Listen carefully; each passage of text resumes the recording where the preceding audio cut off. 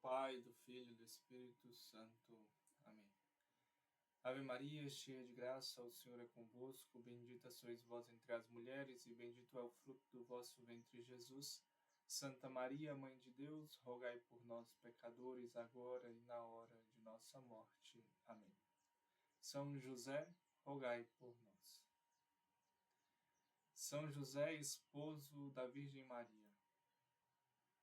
São José, esposo de Maria, foi definido excelso e admirável em todas as virtudes, nas graças celestes e dons do Espírito Santo.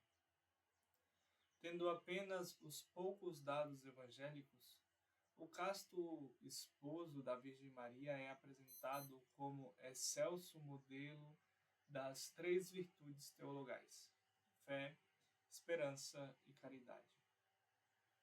E das quatro virtudes cardeais: prudência, justiça, fortaleza e temperança.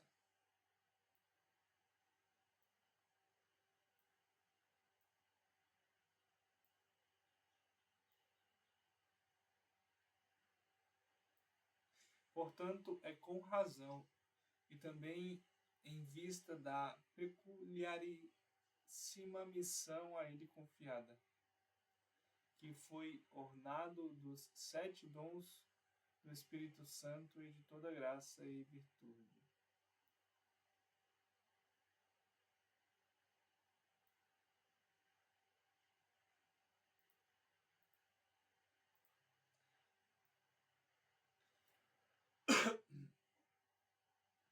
As fontes dos Frates Capuchinhos, livro 3, 2 e a página. A graça divina que docemente habita nos justos mostra e difunde luzes esplêndidas e raios luminosos de honra e glória, que se colocam entre as grandes maravilhas produzidas pela natureza, imaginadas pela arte e propostas pela inteligência humana. Algo de mais ilustre e memorável existe na alma do justo, cujos pensamentos, fatos e palavras, descanso e fadigas são grandes e estupendos. Se fosse possível ver o invisível, penetrar os corações, enumerar os dons e as virtudes,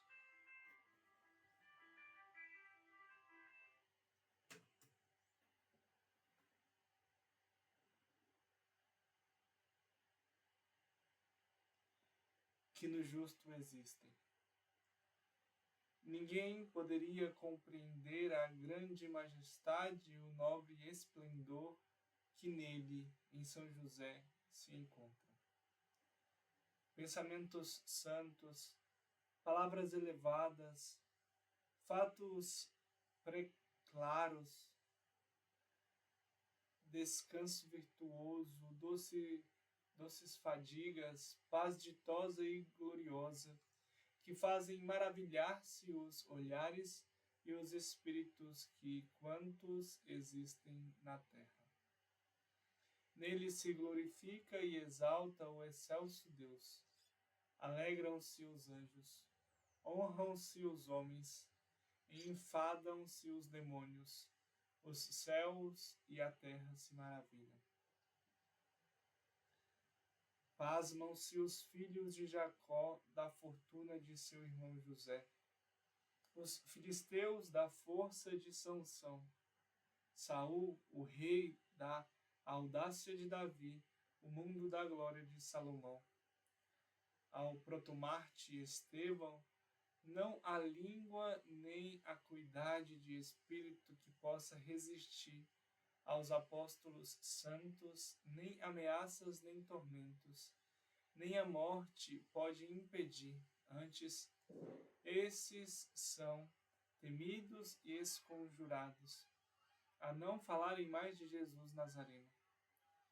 O que de mais maravilhoso do que ver o divino Paulo fazer milagres, ouvi-lo pregar e converter o mundo? qual ciência humana e douta, filosofia pode jamais vencer a invencível virtude de Catarina, a Virgem?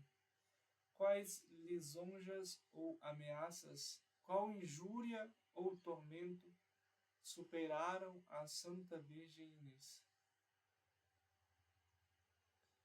Qualquer que seja esta graça divina, sempre esplendorosa e gloriosa e manifesta em todos os tempos, em tantos justos e virtuosos, com qual maior dádiva e relevante privilégio resplandece no santo e sempre venerável José, de cujo sagrado Natal hoje a Igreja Católica militante se alegra e a triunfante o festeja alegremente.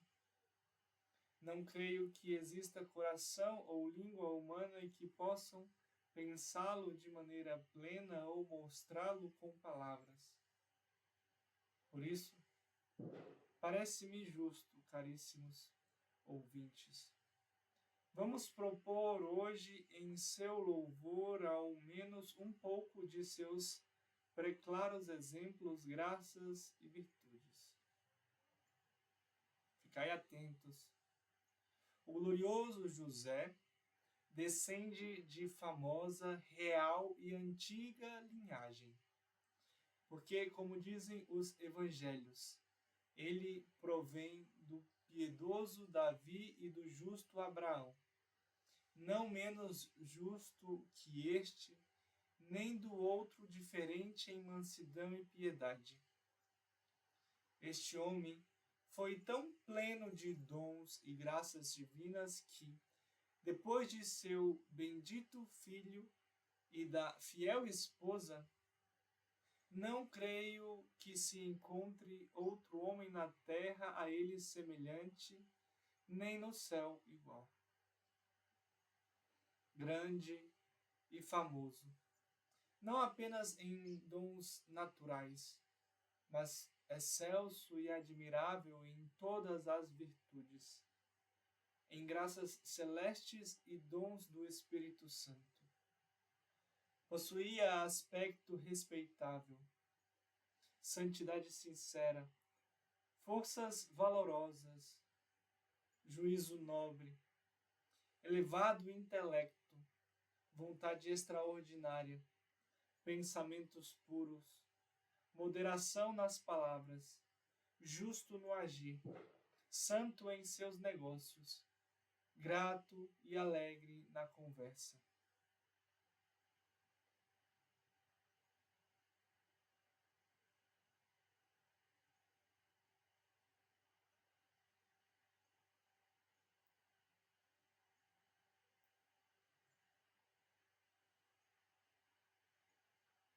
Para mostrar como fosse justo em tudo, ele não pôde, o evangelista, mostrá-lo com o melhor epíteto que chamá-lo justo.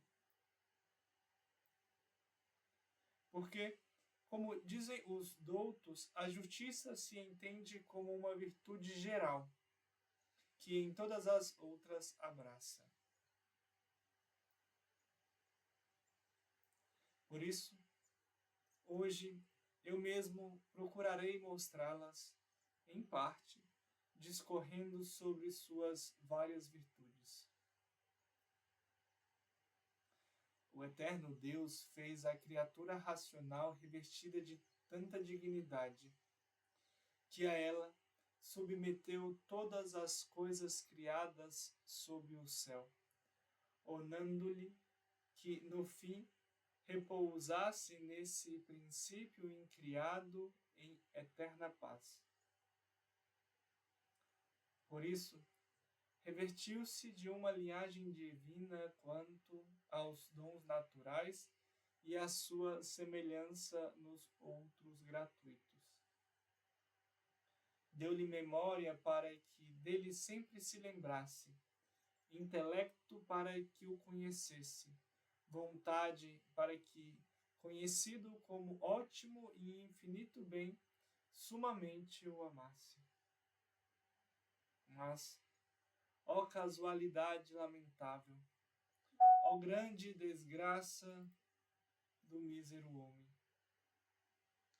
Como durou pouco este feliz e agradável estado, porque, pelo pecado grave de nossos primogenitores, fomos todos despojados e privados da graça divina, e gravemente feridos nos dons naturais. Por isso, tornou-se necessário que viesse aquele samaritano para curar este semivivo abandonado. E o fez muito bem, pagando com sua morte nossa dívida, e com sua vida divina reformou nossa vida corrompida. Mas 3 divinos remédios de virtude, perfeitíssimos entre os demais, nos deu para nosso alívio: a fé, a esperança e a caridade.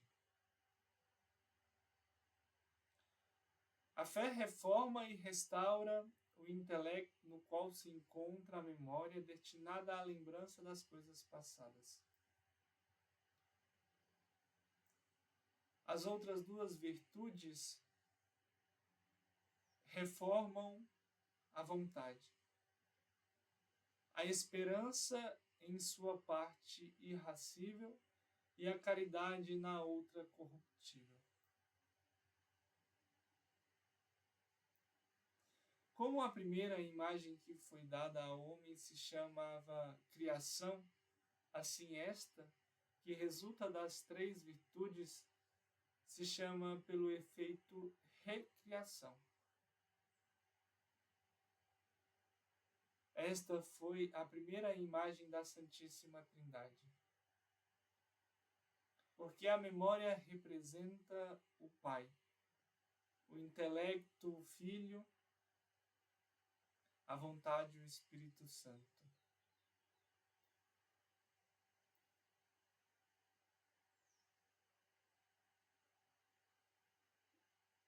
A unidade da alma nestas 3 potências é a unidade da essência divina.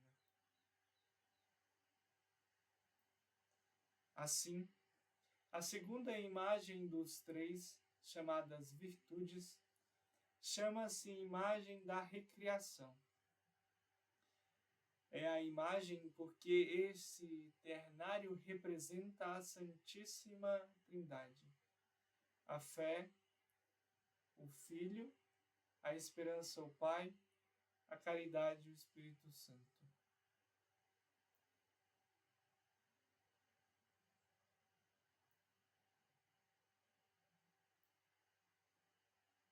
A unidade da graça é a essência divina. Esta é também chamada recriação porque reforma, restaura e quase recria a primeira quanto à graça.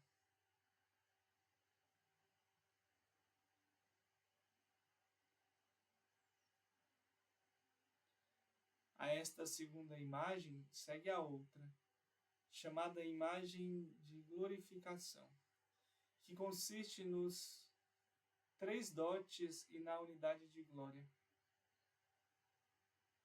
Esta clara visão que sucede à fé representa o Filho, a possessão segura que sucede à esperança representa o Pai.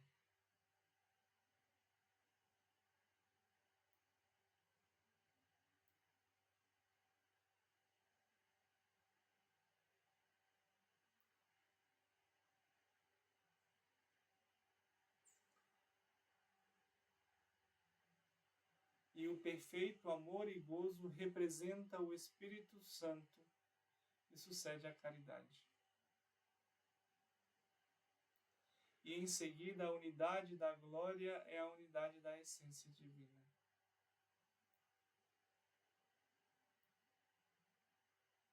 A fé me encaminha para acreditar na primeira verdade. A esperança para me achegar às coisas difíceis e às que me esperam. A caridade impele a desejar e amar o sumo bem. A fé perfeita é aquela que se apoia na primeira e suma verdade, como foi a de Moisés, constituída pela caridade como a de Madalena, fervorosa como a da mulher a qual disse Cristo: ó mulher, é grande a tua fé.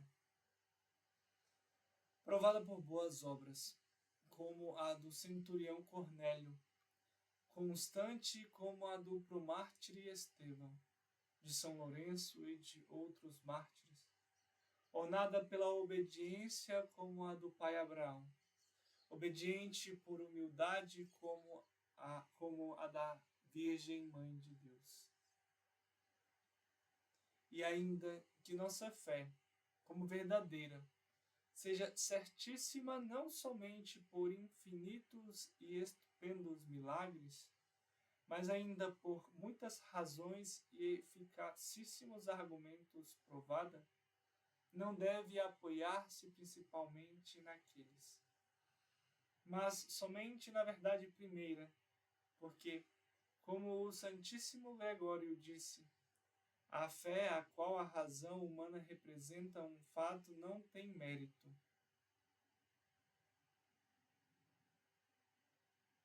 A fé perfeita salva o verdadeiro fiel, purifica a mente, luta contra o mundo, alcança qualquer justo pedido, concede a perseverança, despreza todo temporal, justifica e no fim beatifica.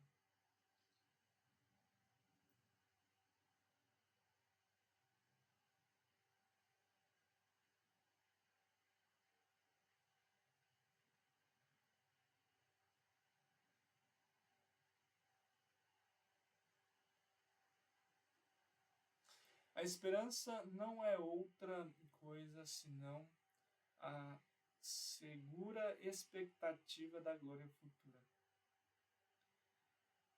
Esta procede da graça divina e dos próprios méritos, porque esperar sem méritos não digo que é esperar, mas é supor. Mas prestai atenção, a esperança ou é perdão, quando diz o salmista, a vós, Senhor, recorro, não seja eu jamais confundido. Ou é graça, e desta diz ainda, quem espera no Senhor, o favor o envolverá. Ou é glória, e desta assim escreve os provérbios, quem confia em Deus vive seguro.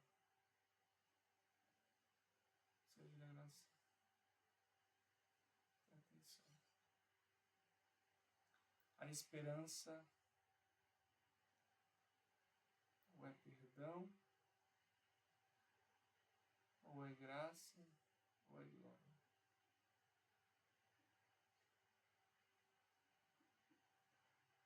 Esperança é perdão, graça e glória. A bendita virtude da esperança concede-nos tantas graças que nos livra das aflições, e aí estão os exemplos de Sansão, Davi, Daniel. Conforta, como fez com a mãe dos 7 macabeus, irmãos matados pelo rei Antíoco. Admirável e digna de eterna memória é a mãe, que, amparada pela esperança no Senhor, soube portar-se corajosamente.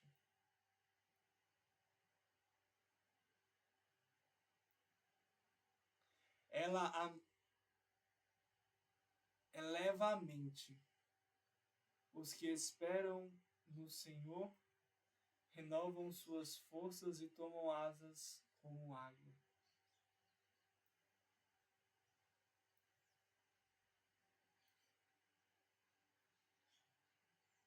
Salva. Tu que salvas dos agressores os que buscam refúgio à tua direita. Administra também as coisas temporais. Os olhos de todos em vós esperam.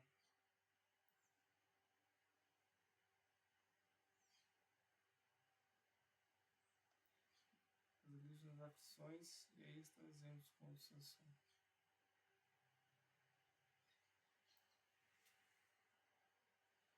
A esperança é força, uma âncora e medicina, uma joia e um descanso, uma chave, uma árvore da vida. Força porque nos defende dos nossos inimigos, âncora porque nos dá segurança e nos fortalece nas tribulações, medicina porque nos cura e preserva de toda a corrupção, joia que nos enriquece, descanso porque a todos consola, chave porque abre o céu, árvore da vida que dá e conduz à vida eterna.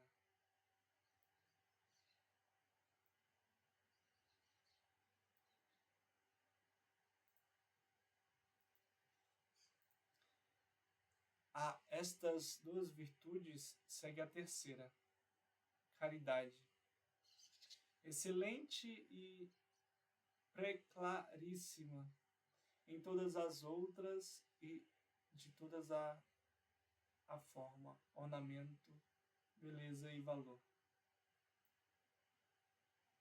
Com esta, ama-se a Deus somente por si mesmo e as outras coisas em Deus ou por Deus.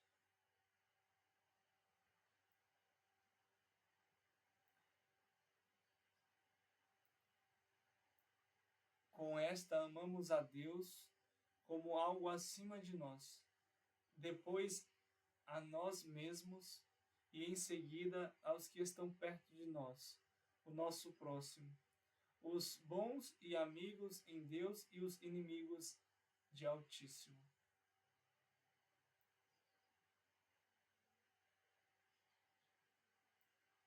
Por último, amamos o que existe em nós de interior,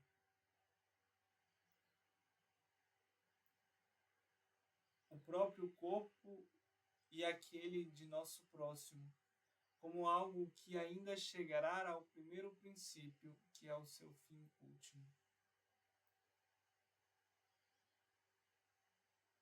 A caridade afugenta o pecado e toda injustiça. Faz observar a lei, une o homem com Deus, adorna a mente humana de virtudes, tornando-as perfeitas.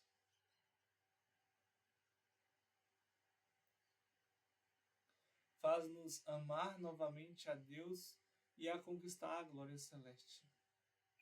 Ela é o princípio do bem, porque vem de Deus. É meio, porque é segundo a vontade de Deus. É fim, porque age por Deus. Ordena, ergue, sustenta e é forte como a morte. O amor é forte como a morte. Suporta qualquer coisa. É fogo que ilumina, esquenta, acende, consome, queima, ilumina o intelecto, esquenta e acende o afeto, consome e arde todo o vício e mancha que maculam nossas almas. É ouro puríssimo, o ouro de Ofir, que nas íntimas e secretas profundezas de nossos corações conduz à eficaz influência da graça divina, aumentando-a e conservando-a.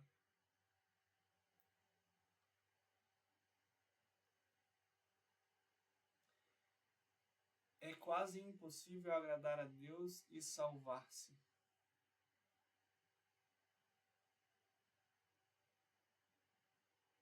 Com esta é impossível perder-se. Sem essa virtude é quase impossível agradar a Deus e salvar-se. Com esta é impossível perder-se. Compreendei quantas e quais são as virtudes e que tesouro para os seus possuidores.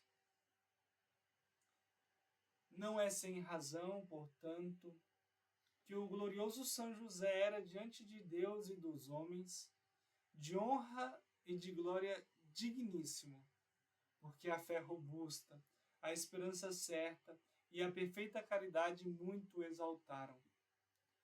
que isto seja verdadeiro e evidente, porque se o justo vive pela fé, quanto mais a fé deste grande justo. Outra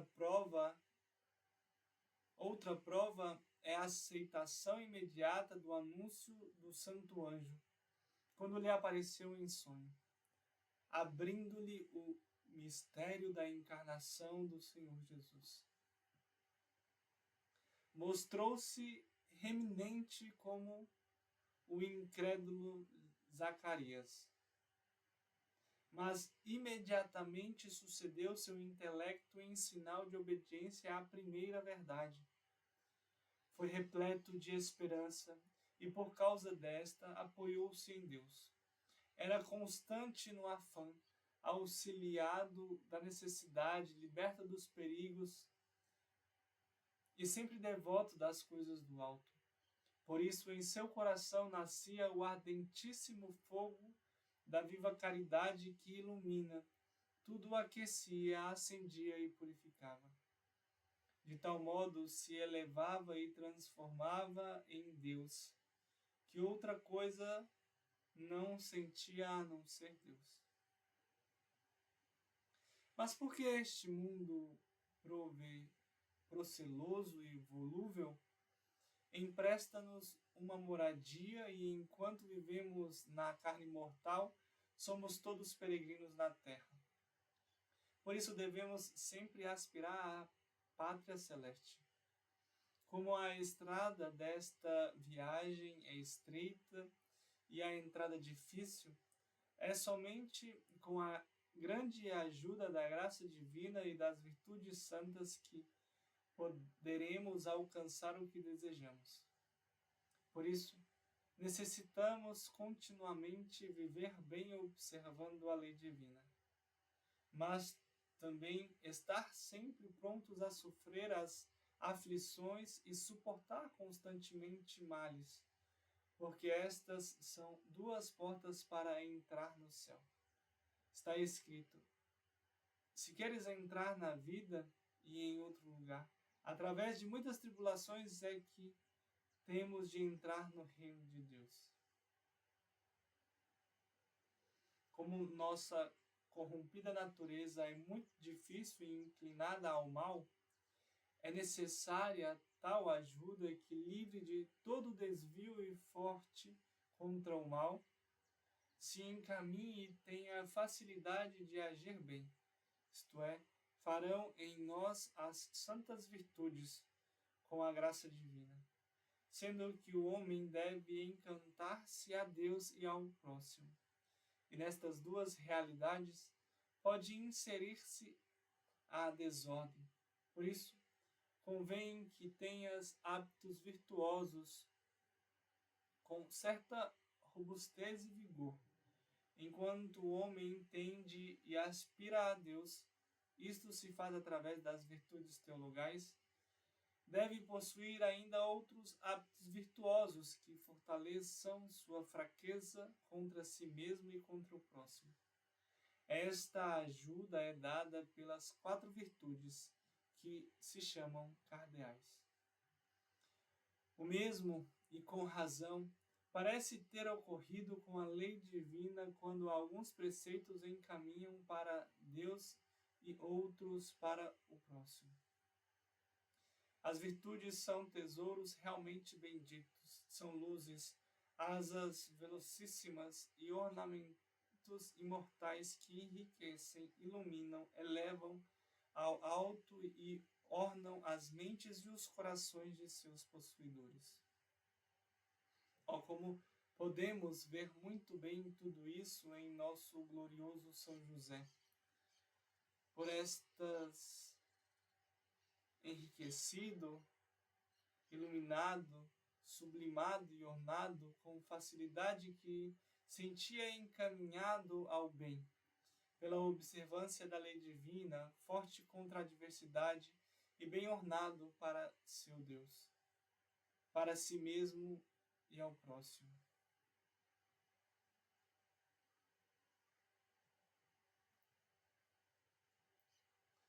Por isso, era prudentíssimo em escolher o bem do mal, e do bem o melhor, forte contra o mal, sombrio na prosperidade e justo em dar em cada um o seu.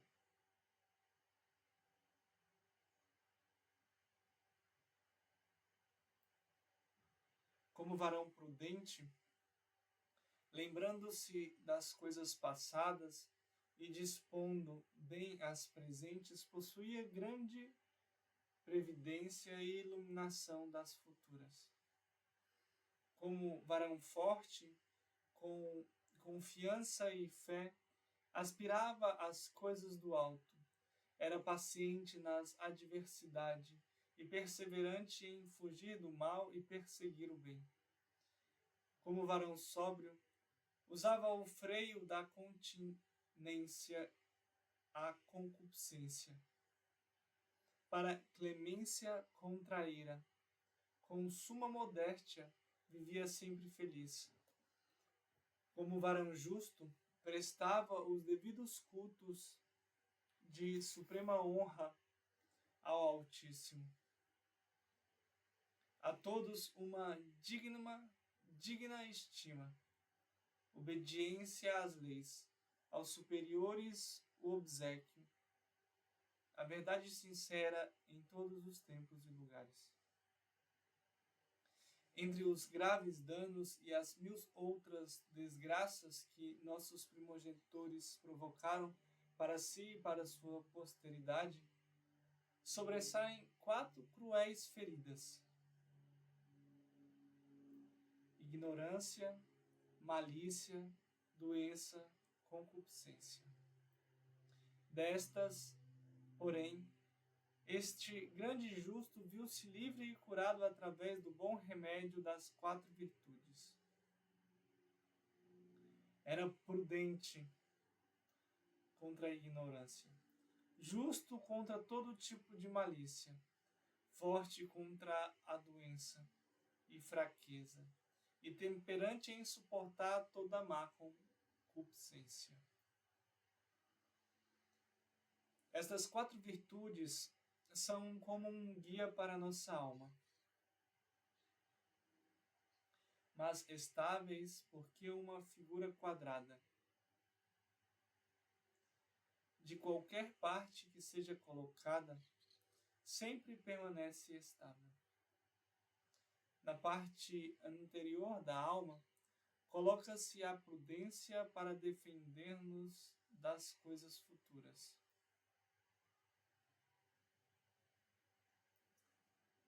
A justiça para remediar as passadas. A fortaleza para que as adversidades não nos afundem. Há 3 tipos de prudência. Uma que é a do coração, para dispor as coisas presentes, reconhecer as passadas e prever as futuras.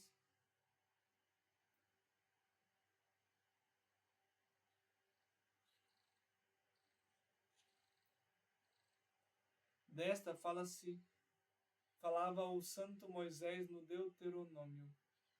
Se fossem sábios, compreenderiam estas coisas, perceberiam seu exílio final.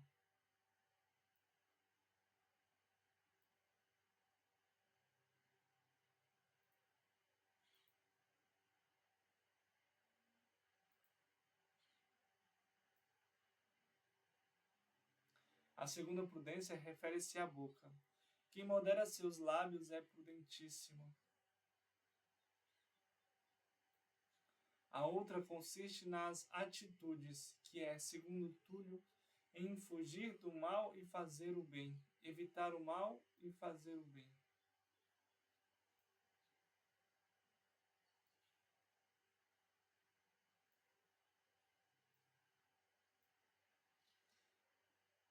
Esses tipos de prudência resplandeciam de tal maneira em nosso santo que, aos olhos de todos, aparecia antes como um anjo terrestre e um homem divino do que um simples mortal. Era simples como uma pomba, prudente como uma serpente. É preciso observar que muitas são as astúcias da serpente, com as quais se deve defrontar a prudência dos santos. A serpente, quando ataca, defende sua cabeça e expõe os demais membros às batidas. Assim, faz o justo quando, para proteger a si mesmo a cabeça de Cristo, despreza a si mesmo e as outras coisas. Como diz São Paulo, por amor dele renunciei a todas as coisas e repudio-as como lixo.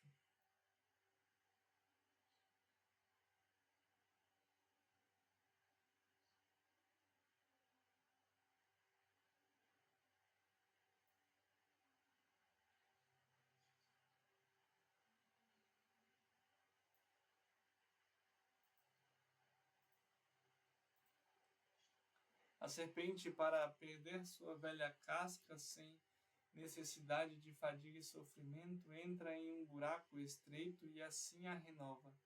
Dessa maneira, o justo prudente percorre a estrada estreita da penitência para despojar-se do velho homem.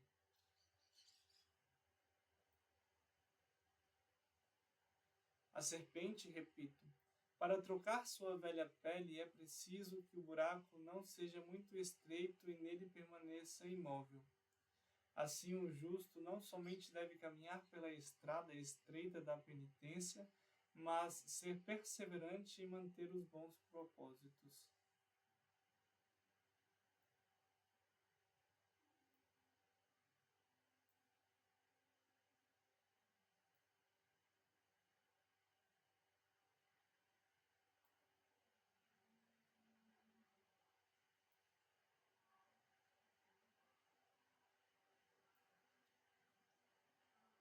A astuta serpente, para não ser encantada, tapa os ouvidos com seu rabo e os outros o encosta na terra para não sofrer o encantamento. Assim o justo, para não ouvir as muitas e várias seduções diabólicas, as mundanas e carnais seduções, fecha um dos ouvidos com a lembrança da morte e o outro pensa em sua vileza, sempre atento aos perigos que o podem derrubar. A serpente arma as ciladas ao calcanhar da mulher, como diz a Escritura. O justo mata e anula este objetivo, que é fruto das obras da carne. A serpente, pela irreconciliável inimizade com o homem, sempre esconde, procurando evitá-lo. Assim, o justo prudente conhece a dura inimizade que o mundo possui, foge e rejeita-o.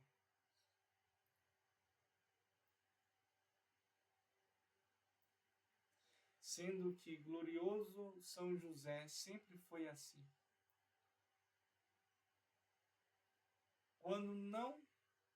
Quando então não deveria ser honrado por todos. Quem é, portanto, o servo fiel e prudente?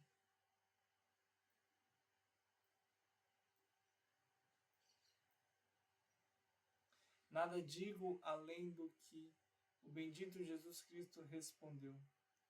Ele constituirá superintendente de todos os seus haveres. Ele o constituirá superintendente de todos os seus haveres.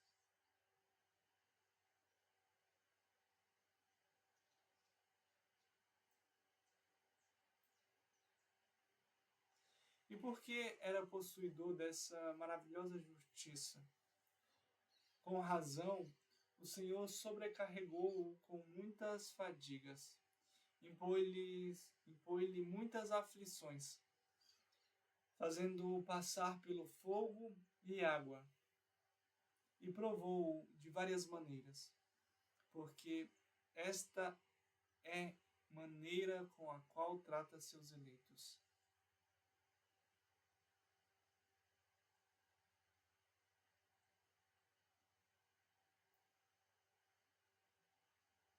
Mas então, qual foi sua fortaleza, paciência, confiança e invencível perseverança? Tudo foi tão excelso que nele se pôde dizer, cingir com energia os teus rins.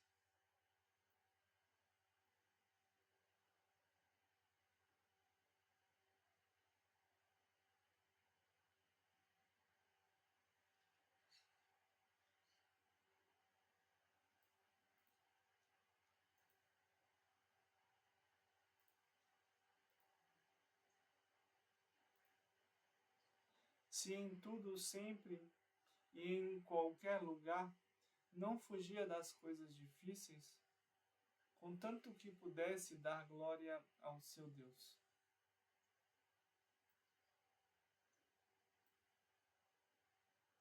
Virilmente, desprezou tudo o que era terreno e quis ser pobre, exercitando-se em uma arte muito honrada. Mas que tristeza para nós! Foi de mais grave e infelicidade e danosa a culpa de nossos primogenitores que, por não se submeterem ao eterno e único Senhor e permanecerem donos de toda criatura sobre os céus, tornaram-se rebeldes a Deus, e com eles todas as criaturas se revoltaram, ou melhor, em si mesmo, e depois em todos seus descendentes. Sentiram dentro de si a sempre dura batalha e penosa guerra que os molestam. Por isso, o espírito se opõe à carne e a carne não cessa de combater contra o espírito.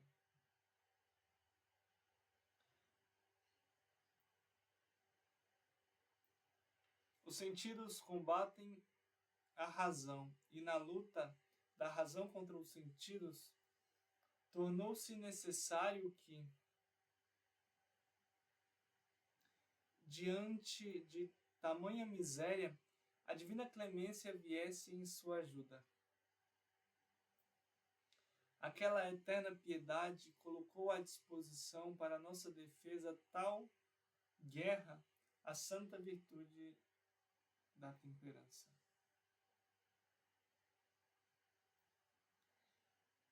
Esta dispõe e levanta a alma, refreia os apetites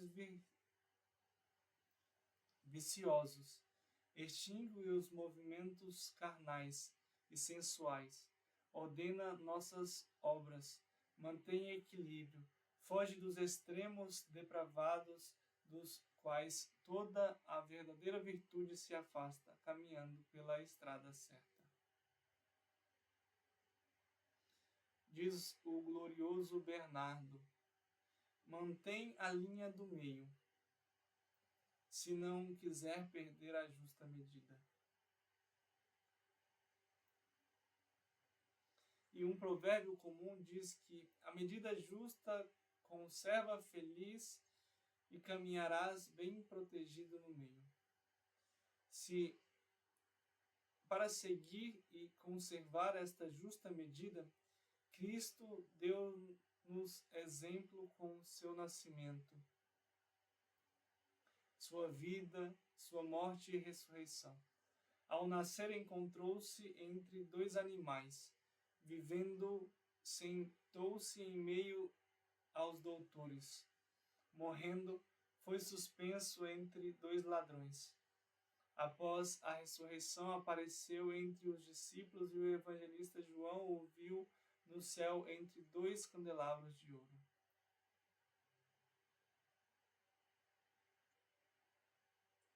A sobriedade, a continência e a modéstia pertencem à virtude da temperança.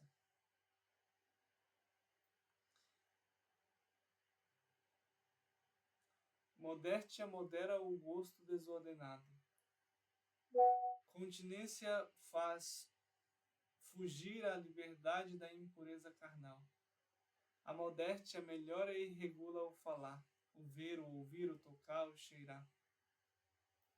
Ora, foi tão inato este celeste dom da temperança em nosso glorioso santo que, creio, nenhum homem o pode igualar. Era sóbrio, modesto, benévolo e tão continente que não é chamado casto, mas virgem puríssimo nos atos e nas palavras e em todos seus justos pensamentos. Fato realmente maravilhoso, por isso escutai-o.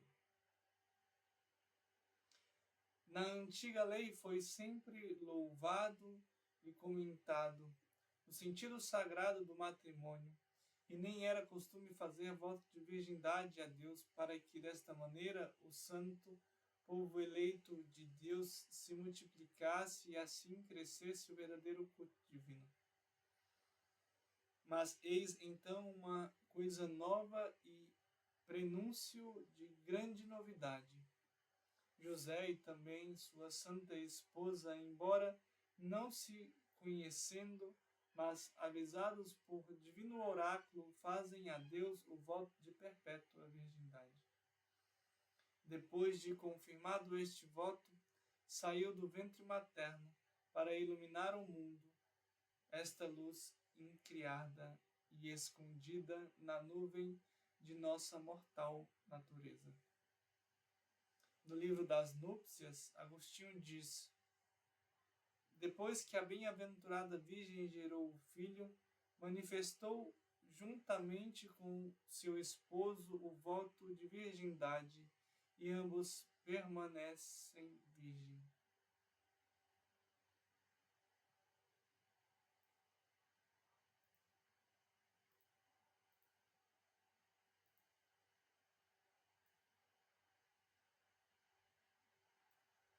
E Jerônimo, o santo da virgindade de José, diz: graça agradável e florida foi a união da Virgem Mãe de Deus e José. E como eram amantes da pureza no matrimônio, foram eleitos pelo Espírito Santo. E Agostinho, no livro do Bem Conjugal, diz: se José não fosse virgem, de maneira nenhuma lhe teria sido dada a Mãe de Deus como esposa. Do contrário, teria falhado este santo matrimônio. Com isso, não quer dizer que contrariasse o preceito divino, porque, como aquele foi mandado por Deus, assim também foi dado por Deus, que especialmente o revelou e impôs. Por que Deus permitiu que a Sagrada Virgem fosse desposada com José? Poderíamos indicar muitas razões. Em primeiro lugar, dizemos que entre a Virgem e José houve um verdadeiro matrimônio, porque para este não é necessário o ato carnal, mas sim o consenso e a união de vontades. Por isso, há um provérbio que diz que é o consenso e não a coabitação que faz o casamento. Portanto, a Virgem era desposada com José para que, com tal matrimônio, se pudesse comparar a Igreja Santa desposada com Cristo.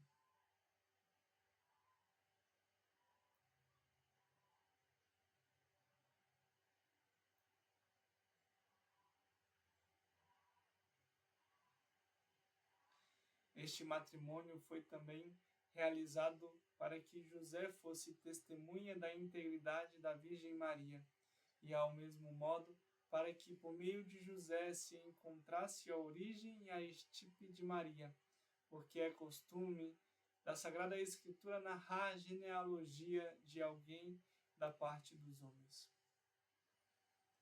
Outra razão foi também para evitar a infâmia da pura Virgem Maria, que certamente teria acontecido após o nascimento do filho caso não tivesse marido. e ainda mais para que a virgem não fosse julgada e condenada como adúltera, como ordenava a lei. Acrescenta-se também porque a virgem e o seu filho necessitavam do sustento material, através do trabalho e fadigas de José. E no mais, o mistério da humana reparação devia ser entendido pelo inimigo infernal, e por outro lado, também para evitar que os judeus perseguissem Cristo exatamente por ser filho ilegítimo. Outra motivação: o Senhor, que veio para cumprir a lei que ordenava casar-se, não devia aparecer como quem fosse contra o matrimônio, proibindo-o para sua mãe. Por outro lado, agradava também a Deus que a Virgem Maria fosse desposada com José, para que ela não se tornasse causa de desonra, mas sim ele a honrasse em todos seus estados de virgem, casada e viúva, nos quais se encontrou a Virgem, tornando-se digna dos 100, 60 e 30% da recompensa, como fala a parábola evangélica.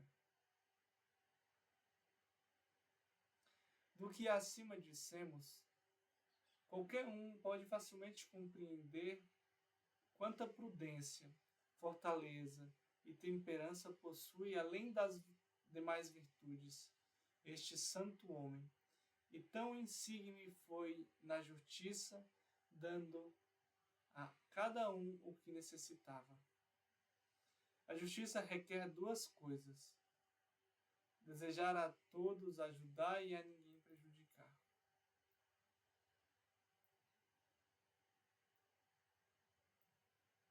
A Sagrada Escritura não teria podido melhor manifestar a estima que merece essa virtude quando diz: luta pela justiça até a morte.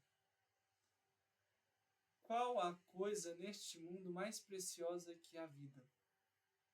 No entanto, devemos estimá-la com nada diante da justiça, porque, sendo ela uma virtude perene, após a morte, somente ela permanece, quanto à essência e quanto ao uso. As demais virtudes, as cardeais, embora permaneçam quanto à essência, não assim quanto ao uso natural que lhes convém, porque a temperança não precisa moderar os movimentos ilícitos, nem a prudência nos defenderá das insídias e fraudes, nem a fortaleza se encontrará diante de situações difíceis e terríveis, porque estas coisas não existirão mais. Somente a justiça permanecerá em sua integridade. A Sagrada Escritura nos convida a seguir e a possuir esta virtude, que muitos a lembra e a louva. De Santo Agostinho que a justiça é a inclinação natural que se encontra no coração humano, que com sua experiência a demonstra claramente. A isto convida-nos também nosso corpo, que, por sua estatura reta, se diferencia dos animais. Não seria uma loucura que um corpo assim, tão nobre, tivesse uma vontade tão distorcida? Quanto esforço não deveria fazer a pessoa humana para possuir esta preciosa joia, porque é a justiça que nos faz felizes. Bem-aventurados os que têm fome e sede de justiça. E bem-aventurados se tiverdes que sofrer por causa da justiça. O Eclesiástico os louva dizendo: luta pela justiça até a morte. Freia as desordenadas tendências da concupiscência. A justiça será o cinto de teus rins. Prepara a digna habitação de Deus em nós.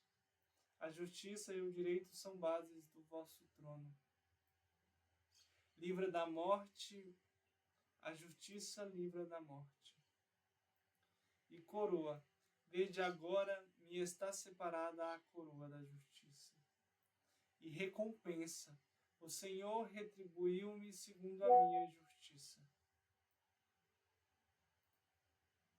Não menciono outras admiráveis qualidades, dons extraordinários e infinitas graças que esta celeste e graciosa virtude oferece aos que a possuem.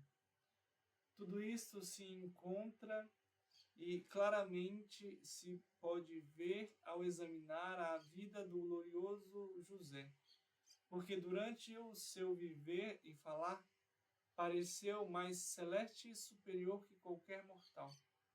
Por isso o Evangelho chama-o justo, como se disse no início. Que maravilhas, portanto, se a bondosa mão do Pai Celeste tanto exaltou, porque está escrito: a bênção cai sobre a cabeça do justo.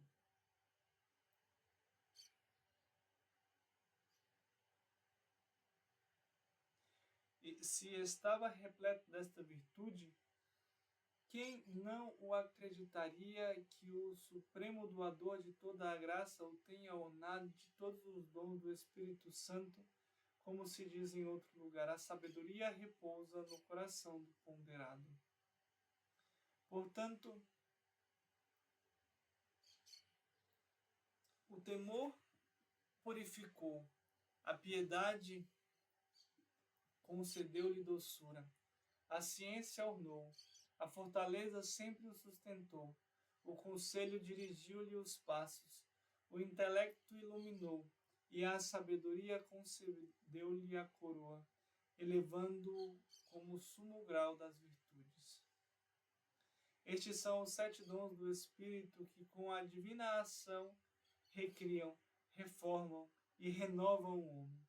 Deus criou o mundo em 7 dias, e com estes 7 dons do Espírito Santo, reformou e recriou este pequeno mundo que é o homem.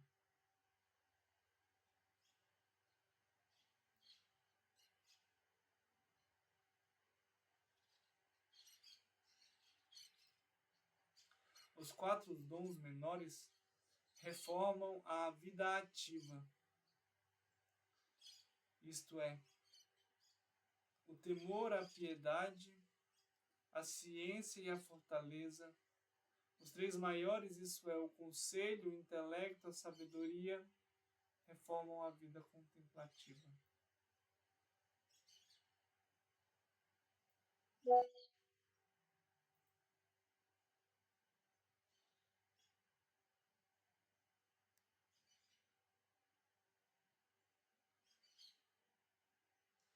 Estes são aquelas 7 lâmpadas que ardiam no templo, que, como normas eternas, iluminam nossos corações.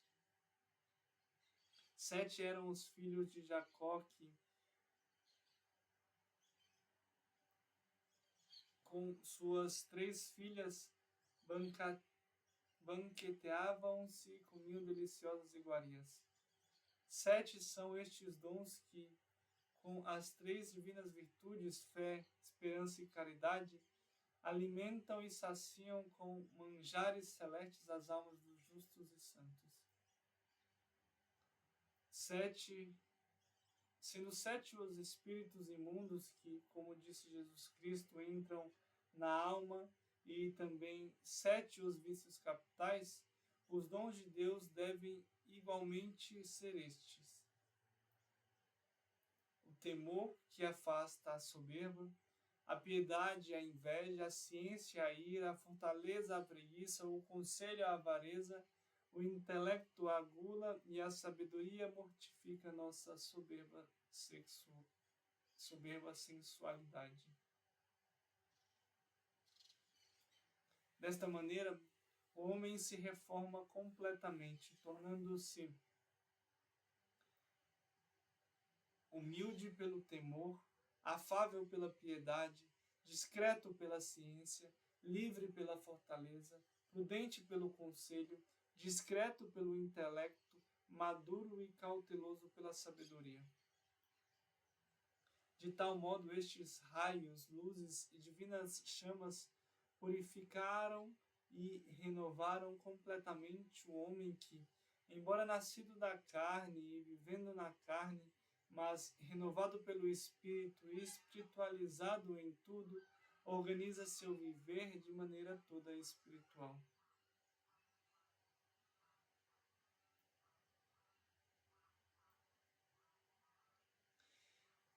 Elevado a esta altura, o glorioso José era justíssimo entre os justos, beatíssimo entre os bem-aventurados, porque nele se encontram todas as bem-aventuranças.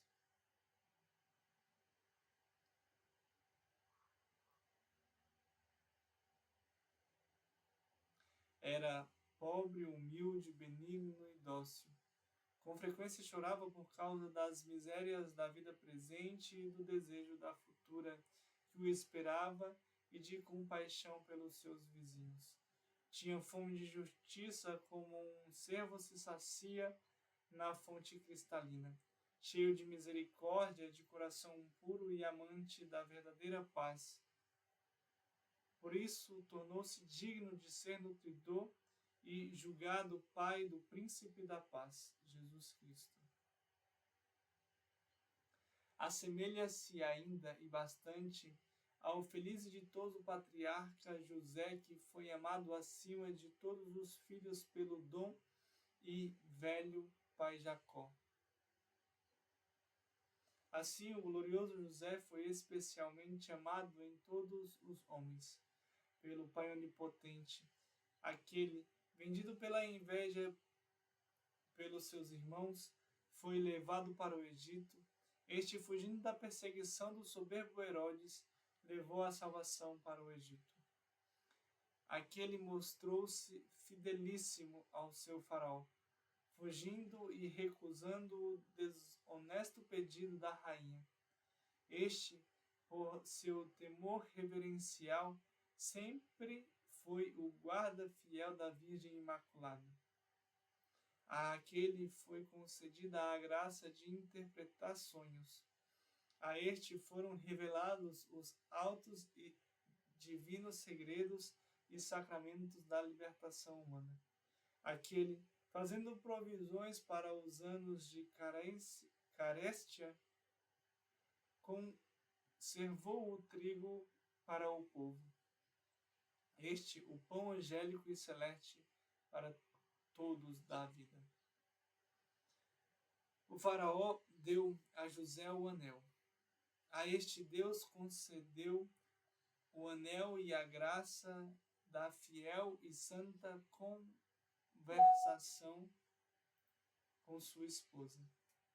Aquele recebeu uma estola de tecido finíssimo e de brandura admirável. Este recebeu a cândida estola da ilibada virgindade. Aquele, para ornar seu pescoço, obteve um colar de ouro. Este foi revertido pelo dom de Deus da ardentíssima e luzente caridade. Ao feliz patriarca José, por vontade do rei, subiu no carro real. Este conservou em suas mãos e orientou o Deus iluminado. Faraó mandou que aquele fosse aclamado como Salvador. Este foi chamado Pai pelo verdadeiro Salvador do universo. A José foi dada como mulher a filha do grande sacerdote do Egito. Este teve como esposa o templo vivo do sumo sacerdote Jesus Cristo, que, com sua oferenda, devia reconciliar todo o gênero humano. Quando foi celebrado este sacrossanto e virginal matrimônio, dizem alguns, a Virgem tinha completado 14 anos. José também era jovem e de aspecto elegante, embora alguns digam que ele era velho. Tal opinião não parece racional, porque tendo sido dado para proteger a Virgem e seu bendito filho, não seria muito crível que fosse velho, pois em tal situação deveria mais receber cuidados que dá-los. Sem dúvida, em tal caso, teria sido não um protetor, mas um peso à Virgem.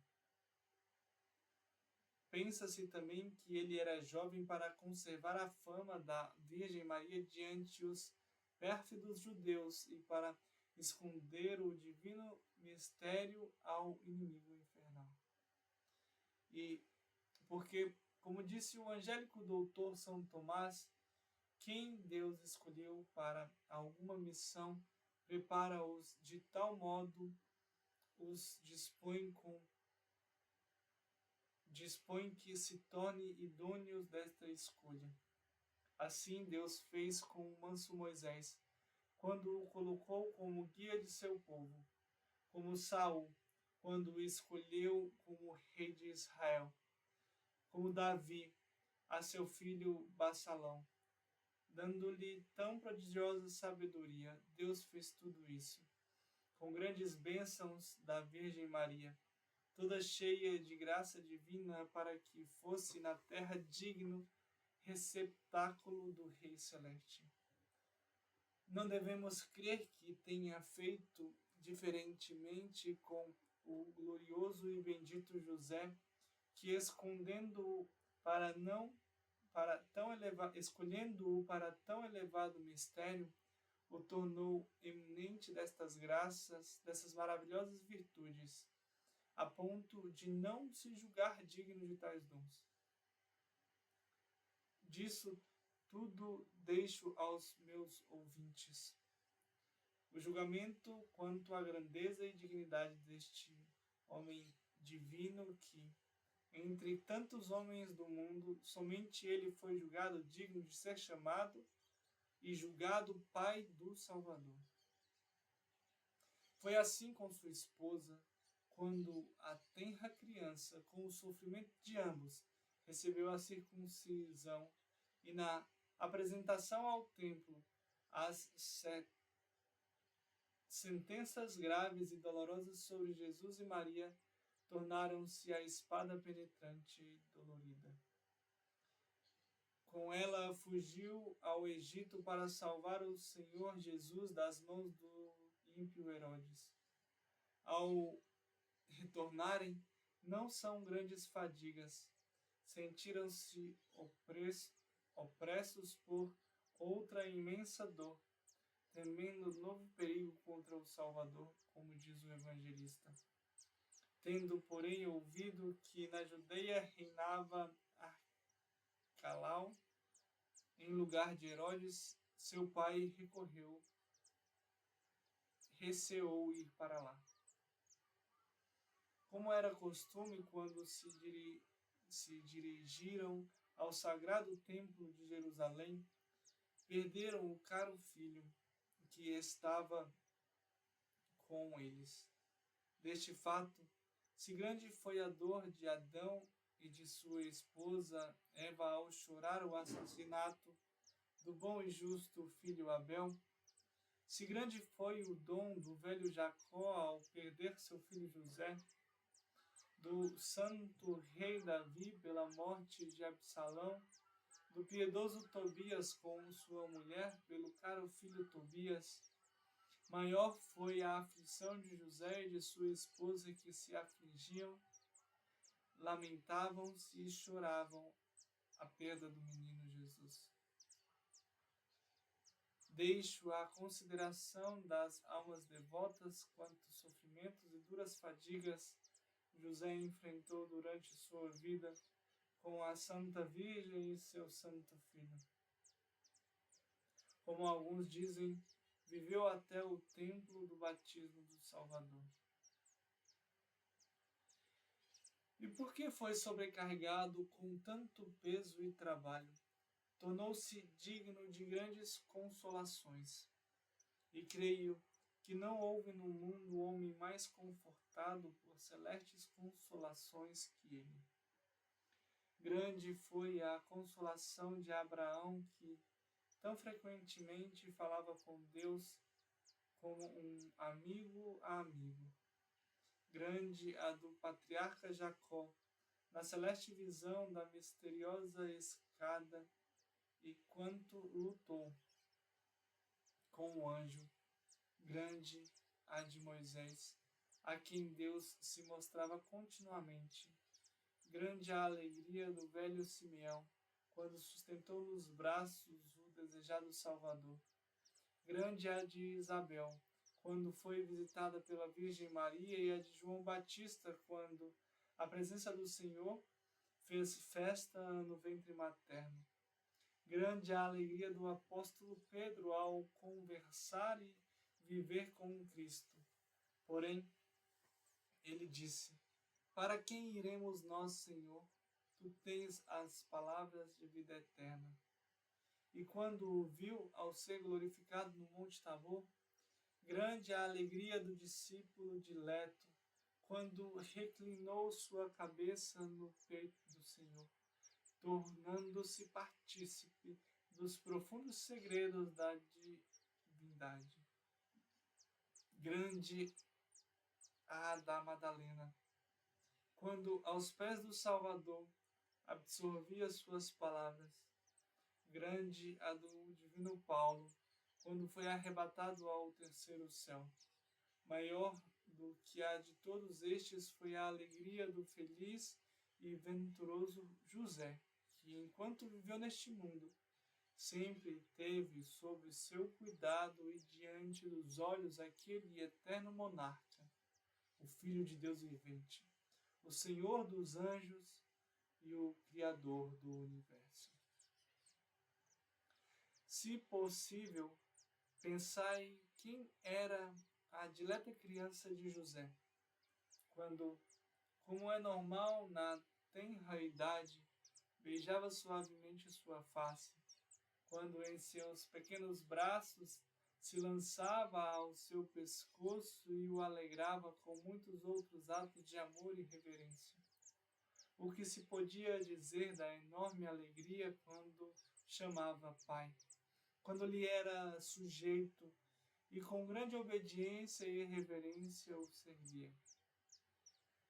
Se o simples toca às vestes do Salvador produzia tantos efeitos que não havia enfermidade que não sarasse, nem males que não desaparecessem, e ele, ao tocar a alguém, curava os leprosos, sarava os doentes, iluminava os cegos, expulsava os demônios, fazia os mudos falarem, os surdos ouvirem, os mortos reviverem. Este glorioso santo, que podia tê-lo em seus braços, qual e quanta virtude, qual e quanto amor, crede vós, que ele não teria. Como poderia repetir com o profeta: as vossas consolações regozijam minha alma.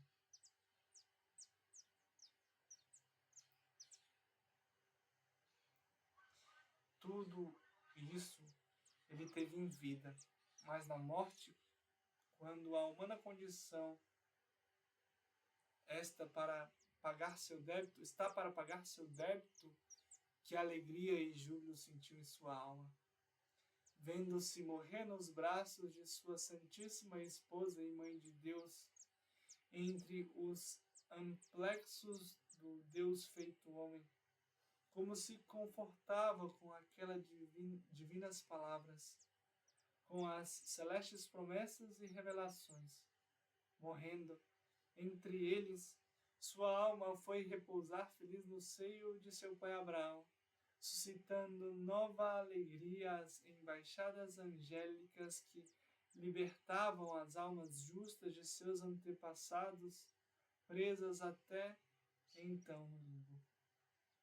Portanto, bem-aventurado e mil vezes bem-aventurado, venturoso e feliz na vida e bem-aventurado na morte, mas depois da morte, felicíssimo e agora eternamente feliz, glorioso e abençoado. Se um copo de água fria dado em nome de Deus, terá sua recompensa na outra vida, que prêmio, crês tu, não tenha recebido de Deus, quem consumiu todos os seus bens, todos os seus meios e fadigas, e ainda mais a si mesmo para a glória de Deus, para sustentar o unigênito Filho e sua mãe, Maria. Entre os mencionados privilégios pelos quais se coloca acima dos outros bem-aventurados, serve-lhe de coroa aquelas duas belas auréolas, uma que lhe convém como virgem e a outra como doutor e pregador, porque por sua doutrina e palavra foi pregado, mostrando o Verbo encarnado aos pastores, aos magos e a muitos outros. Eis, portanto, irmãos caríssimos, quanta luz e raios de honra e favores que assombrosas maravilhas produz, conserva e mostra a graça divina sobre quem ela repousa. Quem, em condições normais de mente e juízo, pode estimar tão pouco, como hoje acontece com este mundo cego e estúpido? Olhai, peço-vos, para este glorioso santo que hoje a Santa Igreja vos apresenta como exemplo a ser imitado, que sempre o estimou, valorizou e conservou, e justamente nele mostrou tantas maravilhas, e o fez tão glorioso e transbordante de todas as virtudes. Prudente, forte, moderado, justo, fiel e digno receptáculo da septiforme graça, das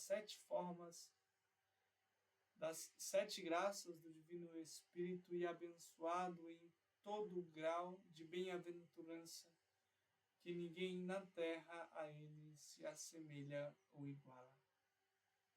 Não houve graça nem virtude concedida aos antigos padres que nele não resplandecesse, tal como foi a justiça de Noé, a caridade de Melquisedeque, a obediência de Abraão, a bênção de Isaac, a escolha de Jacó, a sorte de José, a ciência de Moisés, a humildade de Davi, a sabedoria de Salomão, o zelo de Elias, a doutrina de Isaías, a piedade de Jeremias, a verdade de Daniel, a paciência de Jacó, a constância dos Macabeus, a misericórdia de Tobias, a pureza, a sinceridade e a inocência de João Batista. Se, portanto, é verdade, como diz o filósofo em sua Ética, que o prêmio da virtude é a honra, quem deste mundo poderá prestar-lhe a devida honra e cantar-lhe os seus louvores? Quem deste mundo poderá render-lhe a digna reverência? Como ele foi colocado diante de nós como exemplo perfeito de imitação. Nele devemos fixar o olhar de tal maneira que, quanto é possível, não cessemos de imitá-lo e segui-lo. Esta é a melhor maneira, entre as demais, de honrar os santos. A vós todos, portanto, coragem. Eis o claro espelho onde deves refletir-vos e o exemplo que deve ser imitado. Coragem, procurai uma verdadeira maneira de segui-lo. Vós, incrédulos, seguindo com norma sua fé sincera. Vós, de pouca fé, sua firme esperança. Vós, téptos e negligentes, sacude de vossos corações todo torpor e preguiça. Aquecei-vos ao fogo de sua caridade. Aprendei, vós imprudentes, vós fracos, vós intemperantes e maus, a sua prudência, a fortaleza, a constância, a justiça celeste. Vós perversos e maus, vinde e agarrai aqueles dons espirituais e vivificantes que nele vedes refúgio. Vós todos mundanos e cegos e estultos, que não conheceis vosso verdadeiro fim e nem o estimais. Eis o santo e glorioso José. Espelhai-vos nele, e assim conheceis e o amareis.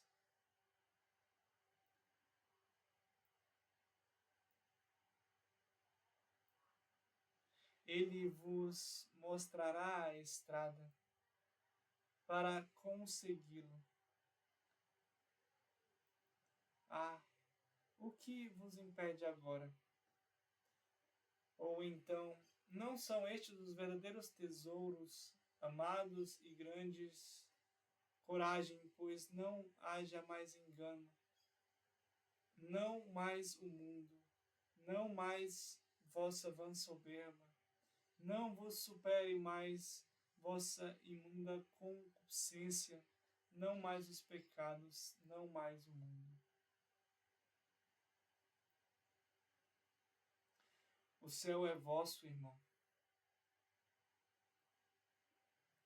Na terra, vós sois peregrinos, e logo partireis daqui. O céu é vosso e pouco tempo vos resta aqui na terra.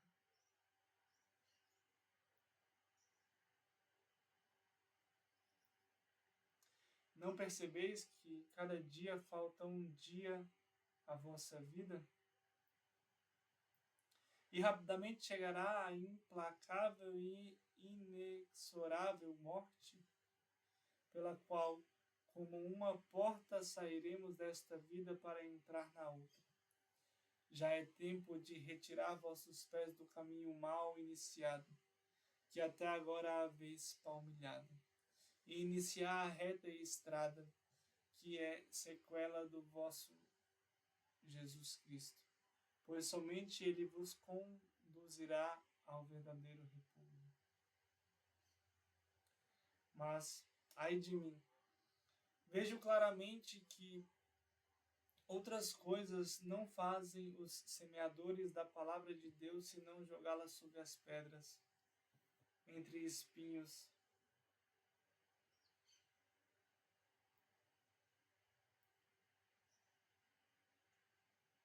E nas estradas pelas quais continuamente se passa. Vós sois as pedras que, não tendo raízes para se manterem em pé, nem a terra da humildade e o humus da graça, fazeis secar e permanecer sem fruto a palavra de Deus.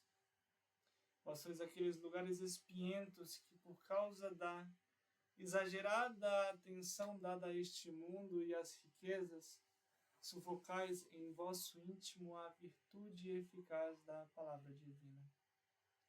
Vós sois aquelas estradas que são pisadas continuamente pelas vossas vãs concupiscências, por frívolos pensamentos e gravíssimos pecados, onde vosso maior inimigo caminha por todos os lados e faz uma competição, arrancando-vos a santa operação que em vós deveria produzir as sementes das boas pregações.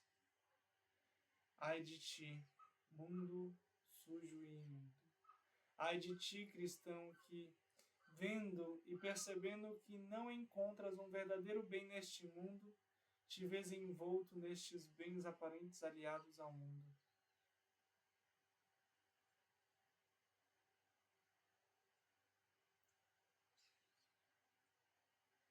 Como se nada mais se esperasse, nem para outra coisa fosse criado direcionado. Por isso digo-te que, se não mudares de estilo de vida, se não valorizares tua saúde, nem desejares teu verdadeiro bem, ficarás afogado e submerso neste teu mundo e mar proceloso. Cego, insensato, exaltado, qual criatura vês mais miserável e infeliz que tu? Todas as coisas, os céus e os demais elementos procuram e ordenam-se ao próprio fim, que é o bem e a perfeição.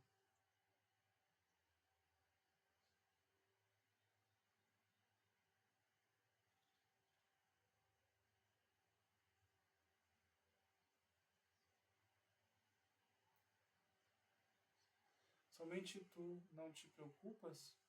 Estudo. Não o procuras? Então não o terás. Não o procuras? Então não o encontrarás. Chega logo, logo aquela hora, quando aparecerá a tua loucura e tu conhecerás o engano, com um grave e eterno prejuízo que lhe seguirá. E quanto ao tempo, que agora tão pouco estima, quererias naquele dia que, ao menos uma hora, te fosse concedida e não a terás.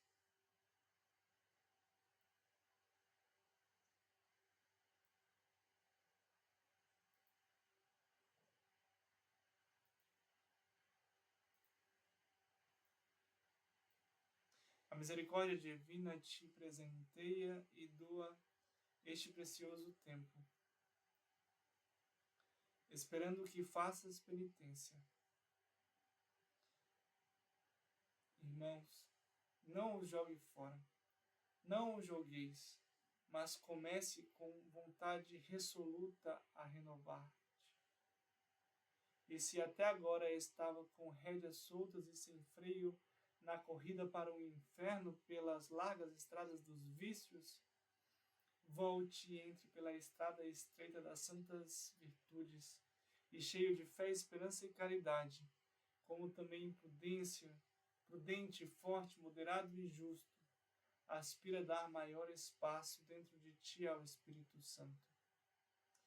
Assim, cheio de seus dons celestes e graça divina, como foi este santo e glorioso, possa sempre, através da graça, viver em Deus para serem dignos, no final, de gozar na glória que o Pai Eterno nos oferece e doa. Paz e bem.